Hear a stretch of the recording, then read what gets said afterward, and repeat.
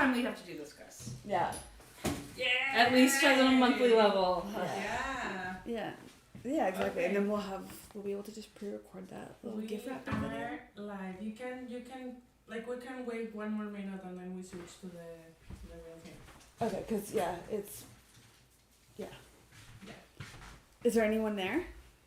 Not that I can see. I don't want to know. It'll say like one waiting or no. I did have a lady message me be like, I'm not going to be able to make it. Will it be recorded? I'll just have to think somebody will watch it. Like, don't tell me we're watching it. I'm just going to believe somebody's going to want to watch this later because it's just... They'll watch it later. See. Okay. Your hair looks nice like that. Oh, thanks. Nice and slick back. Okay. I'm going to transition now. Okay. Hi, Cassie. Hello. Welcome to our cooking show. How long can I hold that? This month for crew, we were like trying to think of, we're always trying to think of what to do during live events, but we were brainstorming ideas for a live event, and then it's the holidays. Like we just had Canadian Thanksgiving, American Thanksgiving's coming up, obviously Christmas, Hanukkah, Kwanzaa coming up, entering the holiday season. And so I thought it would be fun to teach people how to make my family's pierogies, because we kind of have like a unique recipe, I think. That if you're Ukrainian or Polish, you might want to get into like a knife fight with me about our dough process, but it's great. And we thought it would just be like fun to talk about holidays. Do you guys have any fun holiday traditions? Yeah, for Thanksgiving, like my family is Italian, so it's not like it's very much like an Italian dinner with like turkey, so there's always like pasta and all of that stuff. Wait a minute. So it's Thanksgiving, which is already crazy, but then you throw Italian on top of it. Yeah. So it's like, oh, there's mashed potatoes and there's pasta. Yeah, okay. No, for real. Okay. There's like stuffing and lasagna. Yeah. Okay, got it. Like when my partner came for the first time to our Italian Thanksgiving, he like loaded up on all, like he had like seconds of pasta. And I'm like, what are you doing? Wait, because it was like the preemie course? So yeah. They were just, no. The pasta's first. Okay, got it. So he had double of the pasta. I'm like, you don't have seconds of the pasta. Like, that's a rookie mistake. That's really intense. I feel like you need to communicate going in, like, I'm going to give you the game plan. So this is what I have to communicate to my, when I have brought boyfriends and stuff home. I don't think I'll ever bring Chris home. I don't think he could handle it. But it's like 50 Luenzas screaming at each other in a room, just screaming to be heard. It's like we're a union family, so it's just this like blue collar, like loud. And because my dad's side of the family is Eastern European, the only thing that has like, because they immigrated so long ago that it's the only cultural traditions that have lasted is that we make pierogi and cabbage roll for Thanksgiving, Easter, and Christmas. Okay. It's the only thing, but nobody speaks Polish, nobody speaks Ukrainian. We speak the language of food, and that's it. But the thing is, at my dad's family, these holidays is everything. This is what I prepared them for. I'm like, everything is beige. If you see a vegetable, it's a Christmas miracle. Like it's potatoes, mashed potatoes, gravy, stuffing, beige, turkey, beige. Ooh, cranberry sauce. Sorry, a little bit of red. Pierogies with caramelized onions, beige. And then if there is a vegetable, it's like green beans or Brussels sprouts. And actually, nobody has ever eaten a Brussels sprout in that house. No, it's like a green bean or like a wilted salad or like an overcooked frozen vegetable. Everything else is delicious, but they haven't really figured out like green vegetables on that side of the family. My mom's side is is a different story. But my grandmother, who just passed away last year, my Nana Luenza, and my uncle Larry have been making the pierogi and cabbage rolls like since I was a kid, since I was a baby. They make them together, and I actually just made cabbage rolls for Thanksgiving a couple weeks ago, and then we're gonna make pierogi today. And so if you've never had pierogi, it's basically an Eastern European dumpling, which is my favorite food group. Me too. I actually wanted to teach it when I was like doing a lot of volunteer work and stuff. I actually wanted to teach a cooking class that was just dumpling centered, and I would just like dumplings of the world, because every culture has a dumpling. Empanadas, gyoza, Japan, like any kind of delicious soup dumpling, Ravioli. Asian dumpling. Well, then we've got, so there's like all of the Chinese, Korean, Japanese dumplings. Then we've got a ravioli, a tortellini. We've got pupusas, empanadas. Are there any other, is there like a Mexican dumpling, Lindsay? Quesadillas. Quesadillas. I don't know if I would call it quesadilla dumpling, but it could be, you know, it's like Es folded. que in Mexico you fry them, like you close them and then you fry them. It's like empanada, but it's Mexican. Okay, got it. Okay, so Yeah. then we've got that. Then obviously we have like pierogi. We have like I know that there's other ones. I'm sure there is.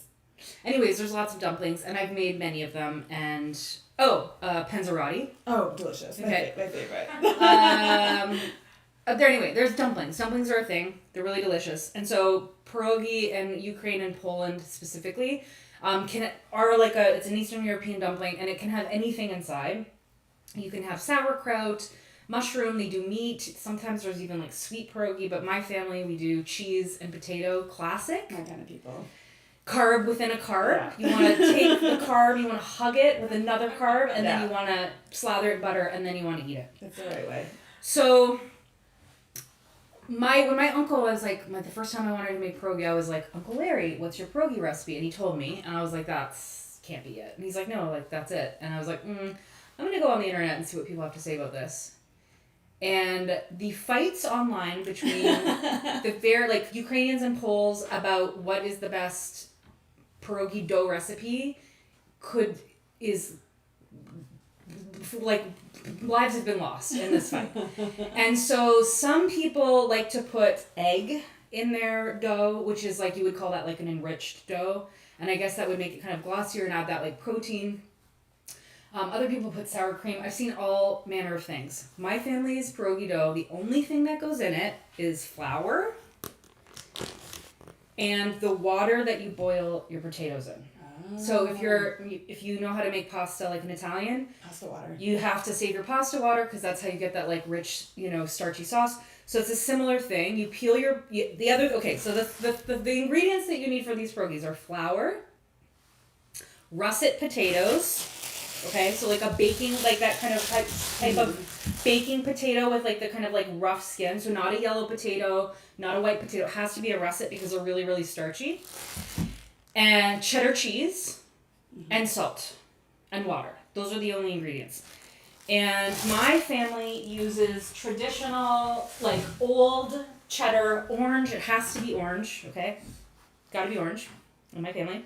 So if you just go and buy like a block of old cheddar cheese and grate it, that's fine. And it has to be old because it has to have that like really cheesy flavor. But a friend of mine who's also Ukrainian hipped me to this product called McLaren's Imperial Cheese, okay? Oh. And you might have seen these in your cheese aisle and been like, what is this? I've never seen that. You've never? Now you're never going to not see it. I can't wait to see it. Well, there's nothing in here now because I put everything in it. But it's just basically like, it's a processed cheddar cheese product. And it's extremely salty. And I don't actually know what you would use this for short of this. Like, I guess if you're making cheese balls. Yeah. But I don't know what else you would do with this because it's like too dry. Like, it's too dry. Like, you couldn't use it like a Cheese Whiz because it's too dry. But what I like about it is it melts really quickly. And so you don't have to like... It's just easier to mix into your potato because it's already like ready to melt essentially. And so I always find this like in the cheese aisle where they have like sour cream, like sour cream cottage cheese, cheese. This is where I find it. It's generally not in the fancy cheese aisle. It's in the like giant brick of cheese aisle. So this is key for me. And then the other thing that she suggested that I started doing is I just put like a half teaspoon of yellow mustard powder in it. And it just gives it like a little something. Like you don't want to overdo it. You don't want it to be too mustardy. But just like a little something gives it a little bit of a bite. I never told my Nana I did this. She's in heaven now. I'm sure she would forgive me that I've messed with it. Because they just do the old cheddar and the potato. So you get your russet potato. You peel it. I like to cut it in half. Like I don't want to boil the whole one. And then you just boil them until they're fork tender. Like you can kind of pierce the center. And then this is really key. You do not drain that precious water down the sink. You have to drain it in a colander. And then you preserve the water and you let it cool. And then when you are making your dough, which I'm going to try to demonstrate on camera, a little nervous, the starch from the potatoes kind of helps act as a binding agent, and then the only thing you have in that dough is the starchy potato water and the flour. And I think essentially, I've eaten lots of pierogies. I think my Nana's pierogi dough is the best. If you don't overwork it, it's really like light and tender. And sometimes pierogies can get kind of like tough, especially if you overwork the dough. But I find because you're not putting an egg in, and we're gonna kind of like knead this fairly minimally, the dough doesn't get tough. And it's when you wrap it in the pierogi, it's really delicious. So I already made a couple batches because it's best to make a batch and kind of let it rest for about a half an hour. So we have 2 batches that have already rested, but I'm going to just demonstrate on camera. I feel so silly. This is like the easiest thing in the world, how to make this. Okay, so first things first, if you're curious about this mixer, I was telling Muncie and Cassie, I bought this at a flea market for $50, and it's like a KitchenAid, a $400 KitchenAid, but it has like pastry hook, whisk, meat grinder, sausage maker. It has like a million attachments, and it broke right after I got it home, and I loved it, and I was like, I got this like vintage KitchenAid mixer, $50. And then I had people over for dinner, and it cracked out while I was making whipped cream, and it was like smoking, and I was so sad. And my friend opened up the lid, and he was like, oh, it's just like the gear inside broke, and it was, I don't know, made from some kind of 1950s era plastic, and it had fallen apart, and there were all these shards, and I was like, well, great, like, what am I going to do? He's like, well, just give me this little piece, and I will 3D print you a complete sprocket. That's so nice.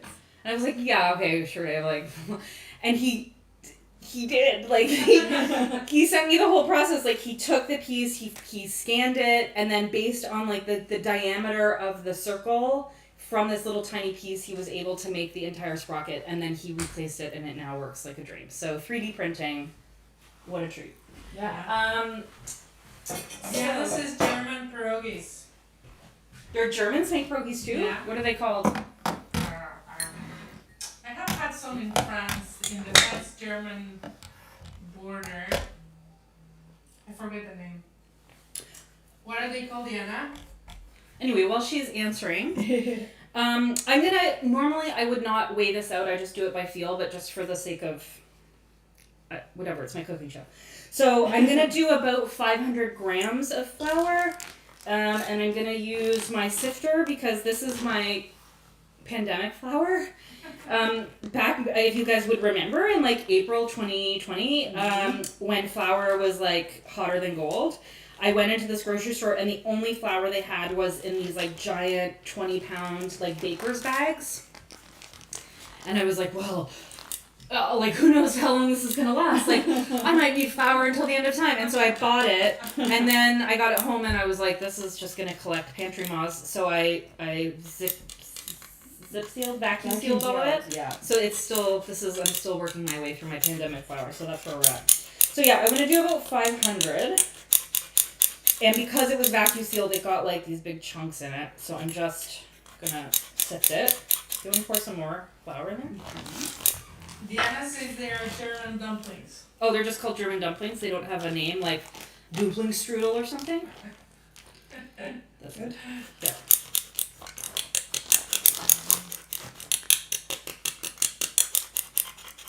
Would a taco be considered a dumpling?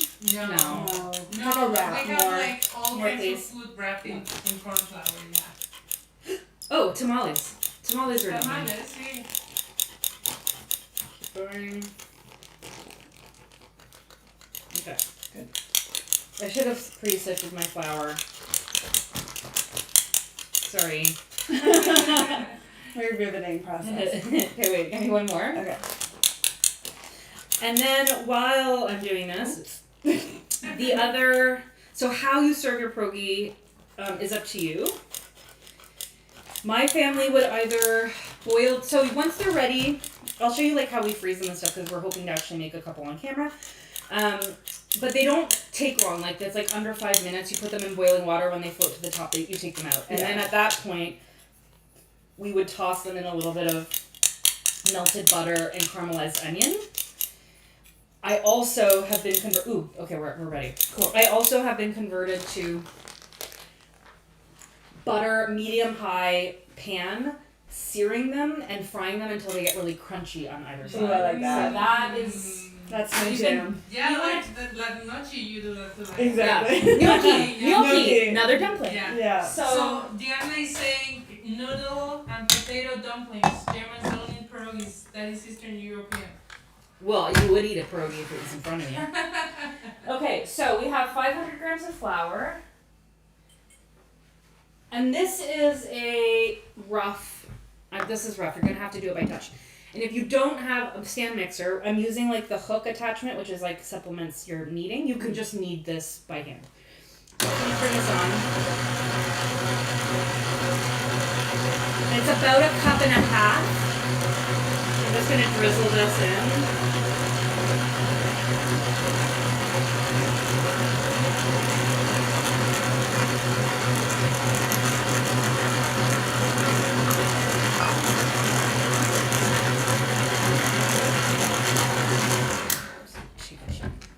See how it's coming together? I'll get nice and close so you can see what yeah, this is still quite dry, so it's about another 1/2 cup.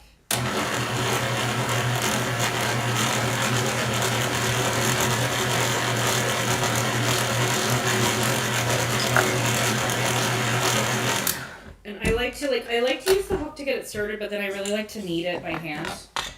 So clean hands. And I'm gonna see if you can see. I'm using my hand to turn and I'm folding in the flour. If you have you could just keep doing this by hook, but I always get nervous about overworking the dough, and when I hand knead it, I just have a bit more control. So I can kind of tell this is still too flaky, so I'm just gonna put a little bit more water in it. And sometimes if I am kneading by hand, I like to do it in a bigger bowl, like if you have like a big stainless steel bowl. Needs a little bit more water. And what you want is a slightly sticky dough. So you don't want it to be like it should still kind of stick to your palm. Like once you've completely incorporated all of the flour, it should kind of be a little bit tacky, because if you put too much flour in, they won't seal. They'll be too dry to kind of close. Okay, just needs a little bit more. I just want to get to it being like the perfect consistency. And then you need to make, I guess we'll see, it's been a while, I haven't made pierogi. I think you get about 2 dozen, a dozen to 2 dozen, that's a big difference. Let's say like 1.5 dozen per roll. I guess we'll see because we're going to roll it out. Mm-hmm. So you just have to, let's see, because about 500 grams, we can see how many pierogi we cut out of it. And then obviously like how many pierogi you get depends on how big you cut them. So this is actually getting to a nice spot where it's just a little bit, like as I'm hitting it with my palm, it wants to stick a little bit, which is good. And if it feels too dry, you can sprinkle a little bit more water on, and if it feels too wet, you could just sprinkle a little bit of flour. So that actually feels really good. I'm just going to get close. Hold on. I can zoom in a little bit. No, it's okay. It's okay.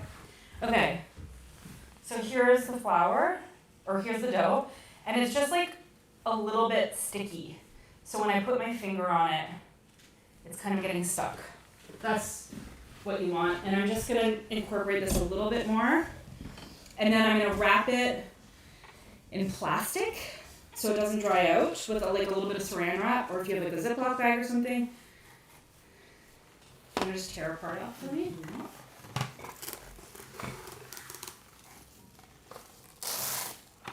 And then the problem is you have to deal with dough hand. And so we're going to let that rest for about half an hour to an hour, at least. And I have successfully frozen this dough before. So if you want to make some ahead or you have some left over, you can freeze it.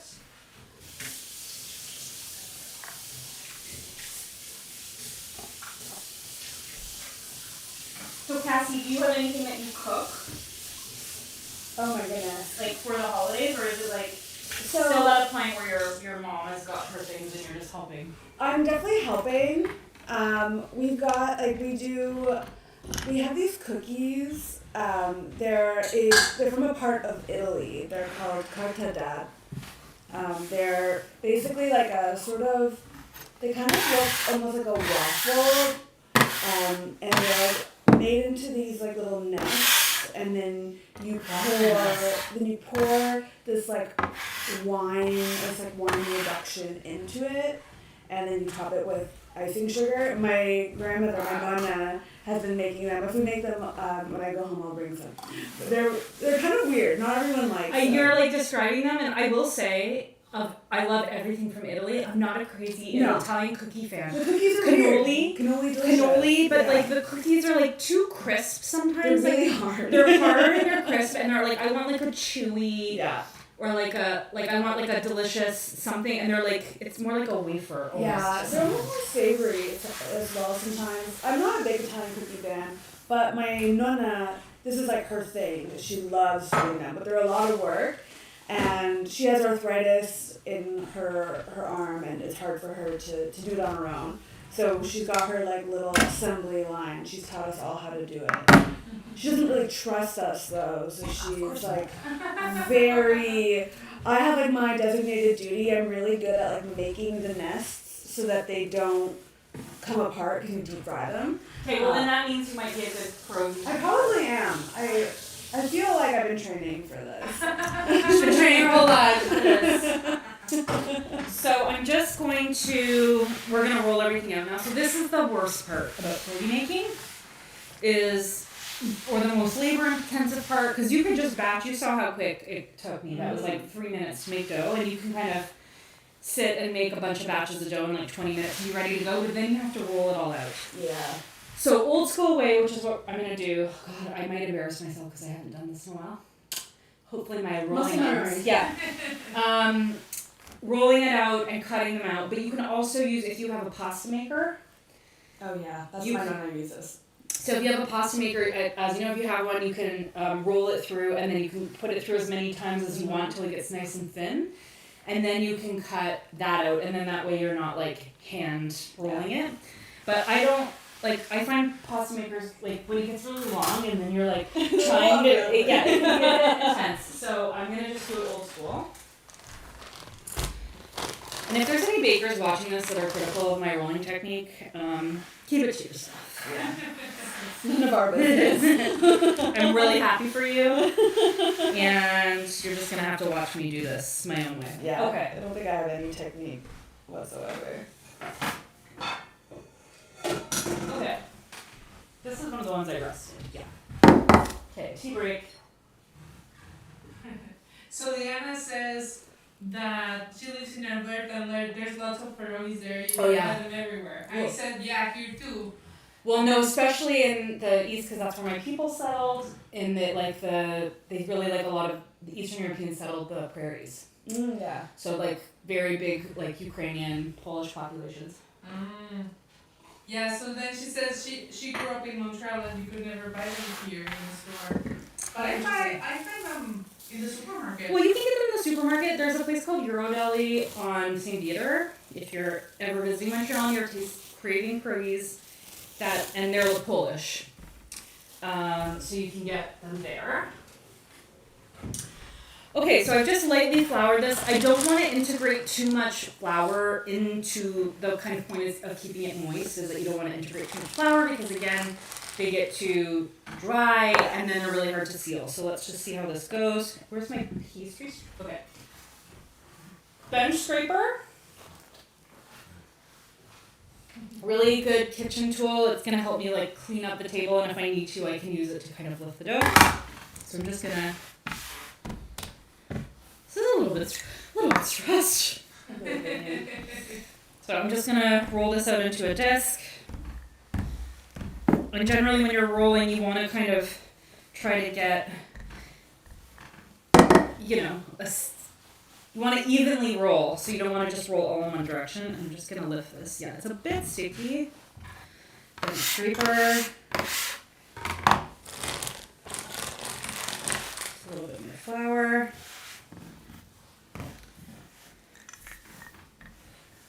I want to get one of those French rolling pins. Oh, I have one. Do you like, is I it love easier it. I find or? it easier. What's the difference? It's like, goes like It this. tapers, and there's no like handles. Yeah. It's just all one piece, and they're very pretty as well. So you use your hands to roll them out, where the mechanic of the, you know what I'm trying to say. Yeah. So I'm just gonna keep shifting this right now because it's just still sticking a bit. And this dough is pretty pliable, so it does take some, like, it's elastic, it kind of wants to stretch back into shape, so I do find, this is the thing, this is why I don't do pierogies all the time, because you're really, like, you're really fighting to keep it stretched out. Gluten. Yeah. And no, I don't know a gluten-free pierogi dough. I don't know. Yeah, this is not. I've never seen a thing, heard of such a thing. Okay, it's getting there. It's gonna be. I mean, would it help if I could slow down a bit? Now I like a fairly thin pierogi. Like I want more dough. Oh, here we go. That's looking good. I want more dough than I want wrapper. So let's see if I can give, like, I would say 1/8 of an inch. Does that?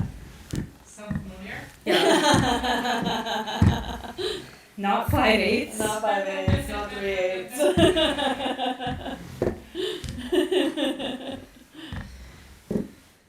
Let me see. Yeah, that still feels a bit thick.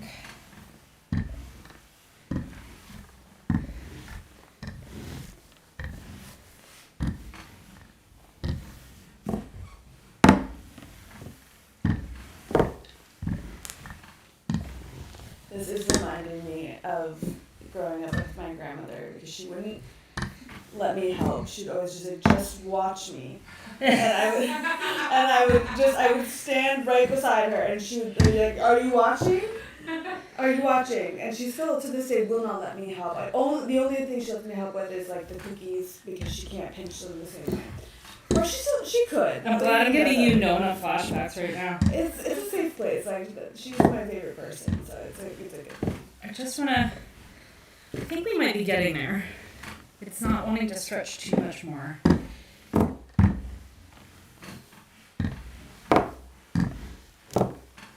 Okay, I think for the sake of the demonstration, I'm gonna stop. I might have been able to get it a bit thinner. That's good. Okay, so now you want to have a circular shape to cut the pierogies out. So obviously, you can just use a cup, but I'm gonna try a new thing that I just bought. Oh, a new thing. Yeah, so I went on Amazon because I know that they make, like, if you're making a lot of pierogi, they have presses where you would take part of the dough and then you put it on the press and you put the filling in and you roll and it like kind of kicks them out. And then they also have these dumpling presses. So I thought, That's fun. and like you can use these for making like empanadas or Asian dumplings. So we're gonna try it. So Okay. so it comes with an appropriate sized circle. So obviously you want to get it as close together as possible. You guys start? Yeah. Okay. First one. Try this. Okay, so I'll give you that one and you can keep cutting. Okay. And so this goes, oh my goodness, here, like this. This is the first time I've ever done this. Okay, and then my pierogi dough. So I did about a bag, I'm gonna say like maybe 4 pounds of potatoes or 4.5. I didn't do the full 5-pound bag of potatoes. And then I used the entire thing of McLaren's. And it's like a satisfying peach color. Oh yes. And I find this so delicious. I was eating it with a spoon last I night believe that. after dinner. That's really, it's the spot for me. And I put like more salt in it. My strategy or my advice for cooking is if pressing is 90% of good sewing, salt is 90% of good cooking. Yeah. Like most of the time when food doesn't taste that good, it's because it doesn't have enough salt. And I salt like a restaurant to the chagrin of my partner who has high blood pressure. Okay, so I'm just gonna experiment right now because I haven't used this press before, just trying to find like an appropriate amount of dough. Does that feel like too much? Let me see. Oh. Let me see. Okay. Cool. I know, I've just never used this before. I'm very excited. So here we go. Dough in the thing. And then you crisp it. Ooh. You crisp it. Yeah. And then you open it. Ooh! Oh, that's fun. Look at that. Oh my goodness, it worked! Okay.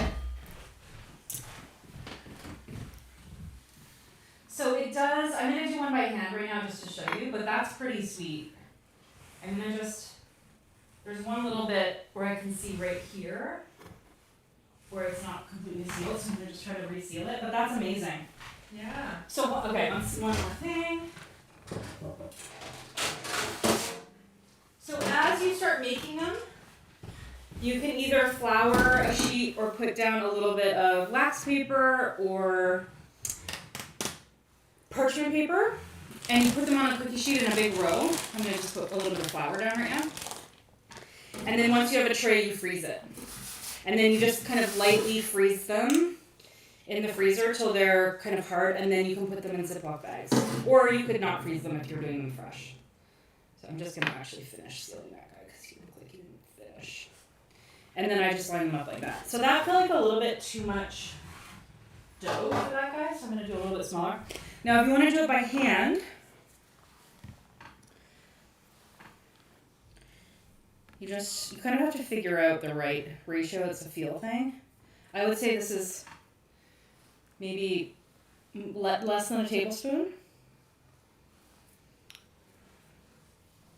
And you roll the dough around. And then it's just a pinching motion to get them to seal. And this is why it's really important that you keep that dough a bit sticky. Because if the dough's too dry, when you go to pinch them closed, they're not going to seal. And it's really annoying. You know what I like actually about that press is that right now I just did that and there's like a lot of extra dough. Oh yeah. But when you do it with that thing, Oh, it takes it off. It cuts it so you don't have the extra. So here's what it kind of looks like. Just a little bit closer. You just don't want to see you don't want to see inside. You're just like doing a little pinching. You can also crimp them with a fork, but then you risk puncturing the dough, and if they don't seal, when you boil them, then they kind of explode in the water, and it's not very much fun. Yeah. So let's do a couple more. Do you want to do one by hand, or do you want to do the machine? Here. I want to try machine. Here, you do that. We'll do one by hand.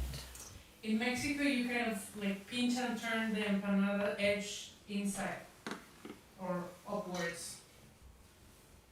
I mean, I would love to go. I never got to make them with my nana because I left home. And I moved to Montreal when I was 18. So when I actually started to show an interest in cooking, by the time I would come home and the pierogies were basically already made. So my uncle gave me the recipe, and then I just kind of had to figure it out on my own. Like, I don't actually know. Maybe they would think my method for making pierogies is embarrassing. That's How's it going? fun. So Is it cute. working? Yeah. Look at that perfect little pierogi! Perfect. Those are amazing. So I got a whole set of these on Amazon, and I have different sizes. So there's like big ones, and they were like $25. Well, that's adorable. That is very cute. I'm gonna do one more. Yeah. And so then, yeah, like I said, for the actual cooking of so let's just reiterate. Mm-hmm. We're going to fill up that tray. We're going to put it in the freezer. If you want, you could put a layer of parchment or wax paper on top and then do tiers. And then you just need to freeze them for like an hour so that they're not sticky. Mm. And then you can throw them in a Ziploc bag.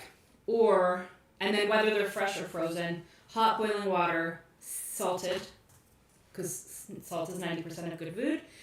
And then you boil them until they float to the top. You use a slotted spoon and you pull them out. And then you can either pan fry them in hot butter so they crisp up. And you really want to like put them in the pan and like don't touch them for a couple minutes so that you let the hot steel, give that nice crisp. And then you can flip them and they should be like a nice golden brown. And then you could just put caramelized onions on top. Or I boil them and I caramelize like a lot of onions, 5-6 onions for about half an hour, 40 minutes, slow and lots of butter. Mm-hmm. And then I just toss the pierogi in that. And then you must eat them with sour cream. Yeah. You must. You must. And it can't, don't get this low fat 5%. No. It needs to be 14% sour cream. Good stuff. My boyfriend has heart anxiety and he uses yogurt and it's a miracle I let him eat them at all. Let me just try this one more time. Muncie, do you have any holiday food? Yeah, for Christmas we do all kinds of things. Romeritos. Romeritos, what are those? Rosemary, I think it's rosemary with mole. And then we do bacalao. So there's dry fish cod. Dry cod? Yeah. So then we make it with tomato and olives and very saucy. Mm. And potatoes. Those are bacalao. I think that's a Portuguese thing too, right? It could be. I feel like maybe because I feel like bacalao is Portuguese word. Am I wrong? Bacalao is the name of the cod in Spanish. Oh, okay. Then yeah. What else? Well, sometimes we do turkey, but that's not always. The typical Mexican is romeritos and bacalao. And I feel like turkey was probably because it's a North American thing that transferred. Yes, yeah. yes. I don't know how much wild turkey there are running around in Oaxaca, Yeah. But I would love to see it. I bet that's a beautiful bird. But of course, mole had to be part of it, yeah? What's your favorite kind of mole? Oh, Oaxaca mole. Like the chocolate one? Yeah. It's too intense for me, man. Oh my god. It's so good, a couple bites, but I had, I ordered a whole thing of it, and I was like, it's too rich for me. Yeah. I was having, a chocolate, Never had it. Did you finish all that Oaxaca really chocolate I got for you? I haven't finished it, but it's really good. Yeah. Oh my god, But I'm obsessed with this thing. we eat. Often we eat chicken with mole on top of rice, white rice. But we flavor the rice. Here everyone makes just steamed rice or boiled rice. In Mexico we put onion and garlic and salt. And a pilaf kind of. Yeah. Yeah. That sounds delicious. Yeah. I love hearing what people's different Christmas traditions, holiday traditions are. Yeah, ours is really it's the same thing that you eat most of the year. I will say the one really exciting meal that we have is Christmas Eve, because you don't eat, my grandmother doesn't eat meat on Fridays, and she doesn't eat meat on Christmas Eve. So She's a good Catholic. She's a very good Catholic, yeah. And so it's all fish. It's a seafood dinner. And it's and she's shopping the week of for the best of everything. She does these amazing jumbo shrimp where she slices them down the middle and then stuffs them with garlic and breadcrumbs and butter. It's so good. It's so good. It's my favorite meal of the year. I don't even really eat a lot of fish, but for that meal, I make the exception. This was back in the day, so this is how much I have seen global warming affect my life. Is when I was a teenager, you could get Alaskan king crab was it was a delicacy, but it wasn't. You could go to I worked at a restaurant where you could get all you can eat Alaskan king crab for $40. Yeah. $40. If you go to the fish store in Montreal right now and get a single Alaskan king crab leg, it's $80 for one of them. And so my aunt used to buy a box, this giant box just filled with Alaskan king crab, and she would just boil it until we were dead. And so there's photos of us sitting around the table like covered in butter, and like all the grown-ups are smoking. So they're all like smoking and like they're drunk, and all the kids are just like covered in butter and glazed over. And I probably would eat like 10 or 15 like just legs to myself. It's like my favorite seafood in the whole world. But you can't do it anymore because global warming has wiped out the king crab population. Yeah, it's a real bummer. I'm just trying to figure out right now how many out of that kind of 500 grams of flour to a cup and a half of water, how many we get. And I'm guessing, do you want to count here, please, for me? 1, 2, 3, 4, 5, 6, 7, 8, 9, 10. So Ali lived in Ukraine for a couple of years and made vareniki,